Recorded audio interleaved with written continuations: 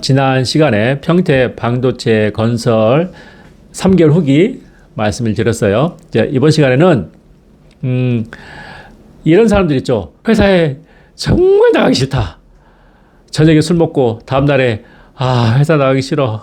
또 가야 돼 하면서, 그리고 회사 가면 또 열심히 일을 하죠. 왜? 먹고 살아야 되니까. 그러다가 또 회사 땡 하고 집에 들어오면 언제까지 일을 해야 돼? 언제까지 이거를 해야 돼?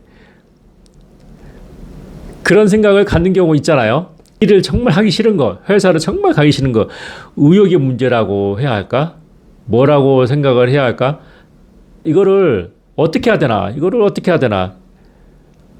친구들 전화 오면 전화 받기 싫고, 밖에 나가서 밥 먹기도 싫고, 가만히 누워 있는데, 앞으로 살 날이 이렇게 많은데, 이렇게 살 거면, 이것저것 생각이 정말 많이 들더라고요. 그러다가 결국에는 회사를 때려쳤죠. 사람이 너무 힘이 드는데, 그리고 이게 힘이 드는 게 내가 지금 건설 현장에 다니는 것처럼 힘이 들었냐. 그것도 아니잖아요. 일반 사무직이었으니까. 공사장에서 막 이거 들고 다니고 하면, 들고 다니면서 이렇게 하는, 물론 이렇게 하면 힘이 들죠. 근데 요즘에 이렇게 일하지도 않고, 그래서 힘이 든다는 건 이게 생각이 문제인 것 같은데, 그래서 그때 제가 너무 힘이 들어가 회사 관두고 내 머리에 뭐 상태가 문제가 있나 해서 요즘에 조금 보편화가 됐지만 그때는 보편화가 되지 않아서 친구들 몰래 다른 사람 몰래 조용히 신경과, 지금도 그렇게 하는 사람 있죠. 그걸 말하면 좀 오해를 사니까. 그래서 저도 오해 사고 싶지 않아서 좀 남자한테 얘기하면 좀 창피하기도 하고 쪽팔리기도 하고. 그래서 근데 지금 생각해 보면 누군가한테 내가 한 사람이든 두 사람이든 누군가한테 속에 털어놓고 말을 할 수도 있잖아요. 지금 생각해 보면. 근데 그때는 너무 내 생각이 이렇게 너무 이렇게 있다 보니까 누구와도 대화를 하고 싶지는 않았죠. 그래서 가서 얘기를 하고 들어주고 이렇게 하거든요. 한 달 정도 진행을 했어요. 한 달이 지났는데 별로 변화가 없어요. 그냥 메롱 그냥 상태가 메롱이야, 메롱.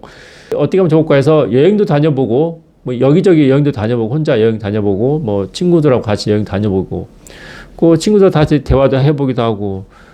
그래도 되돌아오면 도리못항이에요. 그때 당시에 내가 좋아하는 게 뭘까? 이제 그렇게 그때 당시에 많이 생각을 하게 된 계기가 그때 당시였거든요. 그 이제 지금 와서 생각해 보니까 그게 비슷한 것 같더라고요.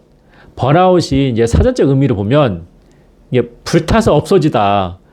그러니까 그것만 계속 일을 해서 이제 번아웃, 잠깐만요. 이거 보면 사전적 의미를 보면 어떤 일에 몰두하던 사람이 극도의 신체적, 정신적 피로를 느껴 의욕과 열정을 잃고 무기력해지는 상태를 말한다. 요게 키포인트예요. 번아웃은 사람이 무기력해진다. 아무것도 하기 싫다. 돈을 줘도 싫고, 아무리 맛있는 음식을 줘도 싫어요. 그냥 싫고, 그냥 술만 먹어. 잊어버리고 그냥 잠자게. 그 무기력증이, 이게 무기력증이 장난 아니에요, 이게. 그래서 내가 하기 싫은 걸 계속 하잖아요, 사람이. 그래서 사람 두 가지 형태로 나타나는 것 같아요, 제가 보기에는. 어떤 사람 하기 싫으면 화가 나가지고, 나 하기 싫어!도 있는 것 같고, 어떤 사람은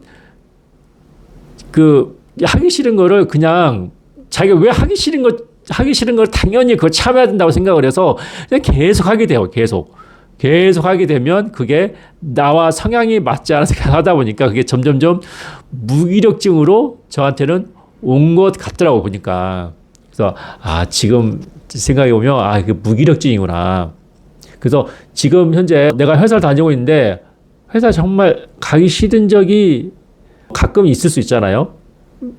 근데 이제 이게 매일매일 가면 갈수록 무거워지면 한번 그때는 뒤돌아봐야 될 것 같아요. 뒤돌아보고, 내가 왜 그럴까, 이렇게 보는 게 중요할 것 같더라고요. 그래서 이제 무기력증이 나타난다고 해서 무조건 회사를 관둬야 되냐? 그건 아닌 것 같고, 이게 어쨌든 무기력증이라는 건 나 이거 뭐가 싫다거든요. 내 현재 상황이 싫다는 거거든요. 무기력증이 그거예요. 현재 상황이 싫어요. 내가 뭔가 하기 싫은 거를 회사를 관두는 쪽을 선택했는데 또 하나가 뭐냐면 생각을 바꿔주는 게 있거든요. 제가 그때 사무직 일을 했던 게 저하고 성향이 그렇게 맞지 않는 건 아니었어요. 근데 그때는 제가 어떻게 해야 할지 모르니까 몰라 나 죽겠어 나 관두고 싶어 해서 그렇게 관둔 건데 사람이 한 가지만 계속 거의 그냥 매일매일 그렇게 일을 하잖아요. 나중에 지겹게 되거든요. 제가 여기 반도체 건설 다니고 있는데 오래된 사람들 있잖아요. 같이 이렇게 보면 그 일만 계속해서 그런지 제가 보면 반도체 건설 현장에 이렇게 다니는 게 보면 저 사람 정말 전문가잖아요. 나는 조수를 했으니까 저 사람들 전문가도 있고 하는데 어떤 사람은 저 사람은 오래 일을 했는데 그것만 계속 하다 보니까 사람이 물르고 이게 지치게 되는 걸 제가 봤거든요. 그러면 사람이 사는 게 별로 재미가 없어요. 무기력해지고. 그래서 일단은 내가 관둬야 될 게 말할지는 그거는 좀 나중에 뒤로 하고 일단은 내가 취미를 한번 뭘 해봤으면 좋겠다는 생각이 들거든요. 취미라도. 취미는 할 때는 방법이 있는데 반대로 내가 현재 뭐 사무직 하고 있다면 가만히 앉아서 취미하는 것보다 성향이 좀 다른 취미로 하면 좋다는 거죠. 이제 보통 취미를 할 때 운동하는 사람 별로 없긴 해요. 왜냐하면 이게 정신적으로 힘든데 나가서 운동을 또 하라고 하면 쉽지는 않겠죠.